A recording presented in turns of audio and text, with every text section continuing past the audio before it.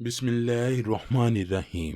آدی دنیا کو اپنی سلطنت بنانے والا نمرود ایک ظالم اور بدکار بادشاہ تھا۔ اس کا شجرہ نسب حضرت نوح علیہ السلام سے یوں جا ملتا ہے: نمرود بن کنعان بن کوس بن سام بن نوح۔ روایات میں ہے کہ نمرود نے 400 سال تک ایک طویل اور مضبوط حکومت کی۔ اس کے دور حکومت میں بت پرستی عام تھی۔ ہر انسان نے اپنے اپنے خدا بنائے ہوئے تھے۔ انہوں نے خدا کی عبادت کو چھوڑ کر عبادت کے اپنے طریقے ہی اپنا رکھے تھے۔ ناظرین گرامی، نمرود ولد الزنا اور حرامی تھا، اور اس کی ماں نے زنا کرایا تھا جس سے نمرود پیدا ہوا۔ زنا کی وجہ صرف یہ تھی کہ سلطنت کا کوئی وارث پیدا نہ ہوگا تو بادشاہت ختم ہو جائے گی، لیکن یہ حرامی لڑکا بڑا ہو کر بہت بڑا بادشاہ بنا۔ 400 سال بادشاہی کرنے کے بعد سرکشی اور تکبر اور غرور اس کی طبیعت میں سما گیا تھا۔ نمرود نے ایک رات یہ خواب دیکھا کہ ایک ستارہ نکلا، اس کی روشنی میں چاند، سورج وغیرہ سارے ستارے بے نور ہو کر رہ گئے۔ کاہنوں اور نجومیوں نے خواب کی یہ تعبیر دی کہ ایک فرزند ایسا ہوگا جو تیری بادشاہی کے زوال کا سبب بنے گا۔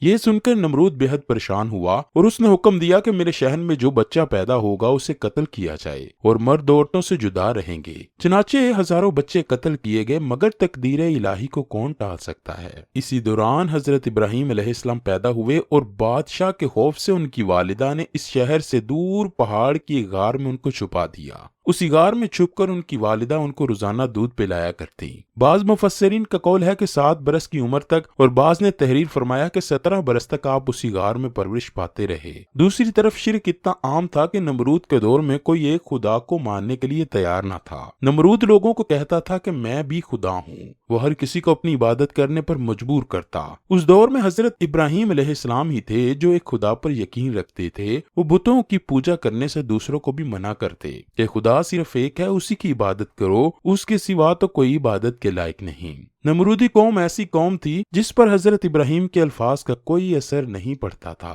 ایک دن ایسا ہوا کہ حضرت ابراہیم علیہ السلام ان کے سب سے بڑے بت خانے میں چلے گئے۔ وہاں بے شمار بڑے بڑے بت تھے۔ حضرت ابراہیم علیہ السلام نے ان کے سب بتوں کو کلہاڑے سے توڑ دیا اور سب سے بڑے بت کے کندھے پر کلہاڑا لٹکا دیا۔ جب نمرودی قوم اپنے بت خانے میں آئی تو انہوں نے دیکھا کہ سب کے سب بت پاش پاش ہوئے پڑے ہیں، بس ایک بت بچا ہے جس کے کندھے پر کلہاڑا بھی لٹک رہا ہے۔ وہ اسی وقت سمجھ گئے تھے کہ یہ کام حضرت ابراہیم علیہ السلام ہی کر سکتے ہیں، کیونکہ وہی اکیلے ہمارے بتوں کے خلاف ہیں، اور وہ بتوں کی بجائے ہم سب کو ایک خدا کی عبادت کرنے کا کہتے ہیں۔ نمرودیوں کو حضرت ابراہیم علیہ السلام پر بڑا غصہ تھا۔ انہوں نے اپنے بادشاہ نمرود کو حضرت ابراہیم علیہ السلام کی اس حرکت کے بارے میں بتایا کہ حضرت ابراہیم علیہ السلام نے ہمارے سب بتوں کو پاش پاش کیا ہے۔ نمرود نے کہا کہ خدا تو میں ہوں، وہ کون ہوتا ہے جو لوگوں کو مجھے سجدہ کرنے سے روکتا ہے اور بتوں کو بھی پاش پاش کرتا ہے؟ نمرود نے حکم دیا کہ ایک جگہ پر لکڑیاں اکٹھی کر کے آگ جلا دو اور ابراہیم کو اس آگ میں سزا کے طور پر پھینک دو۔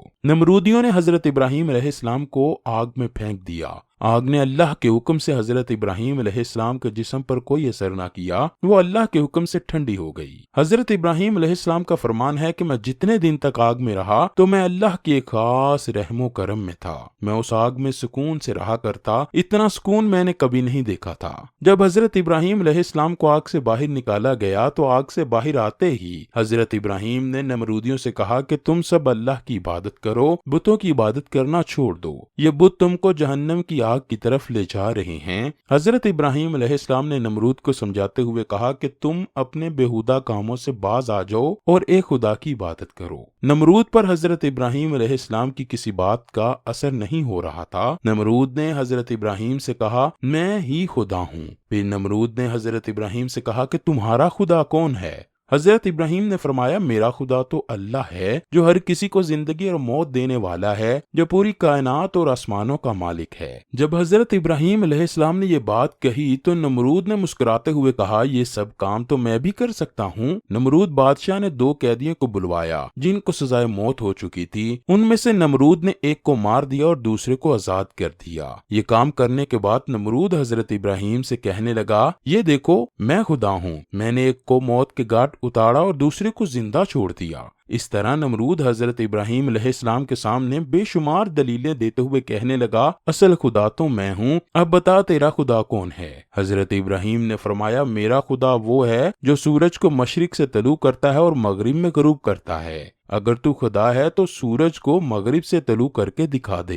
حضرت ابراہیم علیہ السلام کی یہ بات سن کر نمرود بے بس ہو گیا اور کوئی جواب نہ دے سکا۔ اس طرح نمرود اپنی ساری قوم کے سامنے ذلیل ہو کر رہ گیا۔ اس سے پہلے بھی کئی بار حضرت ابراہیم علیہ السلام نے نمرود کو خدا کی عبادت کرنے اور خدا کو ایک ماننے کا حکم دیا تھا۔ نمرود پر حضرت ابراہیم کی باتوں کا کوئی اثر نہ ہوتا۔ چنانچہ حضرت ابراہیم نے کئی بار نمرود کو دین حق کو قبول کرنے کی دعوت دی۔ نمرود حضرت ابراہیم کے اس عمل سے تنگ آ چکا تھا۔ بادشاہ نمرود نے حضرت ابراہیم علیہ السلام سے کہا، اگر تیرا خدا سچا ہے تو اس کو کہہ دے کہ میرے ساتھ جنگ کرے، اور اس کو بول دو کہ اپنا لشکر زمین پر اتارے جو مجھ سے جنگ کرے۔ میں خدا نمرود ہوں، میرے سوا کسی میں کوئی ہمت نہیں کہ وہ میرے سامنے کھڑا ہو۔ نمرود کی زبان سے یہ لفظوں کا نکلنا تھا کہ حضرت ابراہیم کی بارگاہ میں حضرت جبرائیل علیہ السلام تشریف لے آئے اور فرمانے لگے، اللہ کا لشکر جنگ کے لیے تیار ہے۔ حضرت ابراہیم علیہ السلام نے یہی الفاظ نمرود سے کہہ دیے کہ اللہ کا لشکر جنگ کرنے کے لیے تیار ہے۔ حضرت ابراہیم کی بات کو سن کر نمرود نے جنگ کی تیاری کرنے کے لیے 3 دن مانگ لیے۔ اللہ کی طرف سے نمرود کو 3 دن کا وقت دیا گیا۔ 3 دن تک نمرود نے ساری دنیا سے بڑے بڑے نامی گرامی جنگجوؤں کو بلوا بھیجا۔ وہ نمرود کی طرف سے جنگ لڑنے کے لیے تیار ہو گئے۔ جب نمرود کا سارا لشکر اکٹھا ہو گیا تو نمرود نے کہا، اے ابراہیم، میں جنگ کے لیے تیار ہوں۔ جو میں نے 3 دن مانگے تھے وہ پورے ہو چکے۔ تم اپنے رب کی فوج کو بلا لو۔ حضرت ابراہیم علیہ السلام اللہ کی بارگاہ میں دعا کی تو اللہ نے نمرود سے جنگ کرنے کے لیے مچھروں کا لشکر بھیج دیا، جس کی تعداد نمرود کے لشکر سے کئی گنا زیادہ تھی۔ اللہ کے بھیجے گئے مچھروں نے چند ہی لمحوں میں نمرودی فوج پر حملہ کیا اور اس کی فوج کو خون چوس لیا۔ نمرود کی فوج میں ہڈیاں ہی ہڈیاں نظر آنے لگیں۔ جب نمرود نے اپنے لشکر کی یہ حالت دیکھی تو وہ سب کچھ چھوڑ کر اپنے محل کی طرف بھاگا اور اپنی بیوی کے کمرے میں جا کر چھپ گیا۔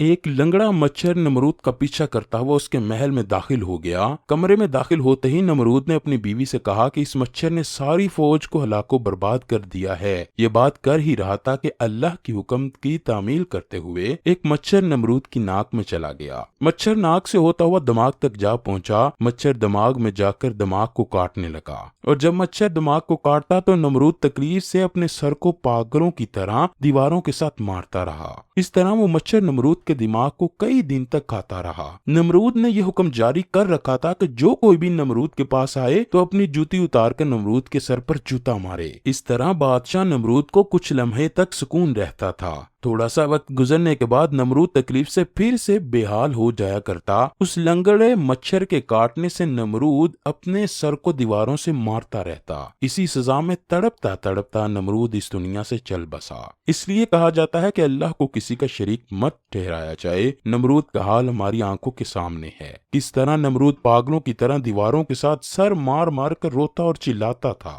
اس کا انجام کیا ہوا؟ اس بات میں کوئی شک نہیں کہ اللہ ایک ہے، اس کے سوا کوئی عبادت کے لائق نہیں۔ جو کوئی بھی اللہ کی ذات کو للکارتا ہے تو اللہ پاک اس کا انجام بہت برا کرتا ہے۔ دوستو، اللہ ہی کی وہ پاک ذات ہے جو ہمارا رازق، خالق اور مالک ہے۔ وہی موت اور زندگی دینے والا ہے۔ دن رات، سورج، چاند، ستارے، کوئی بھی اس کی مرضی کے بغیر حرکت نہیں کر سکتا، اور جو خدا کی نافرمانی کرتا ہے ایک نہ ایک دن وہ عذاب الہی میں ضرور مبتلا ہوتا ہے۔ تو بس ہر حال میں اللہ کا شکر ادا کرتے رہیے اور کبھی بھی کسی بات کا غرور مت کیجیے۔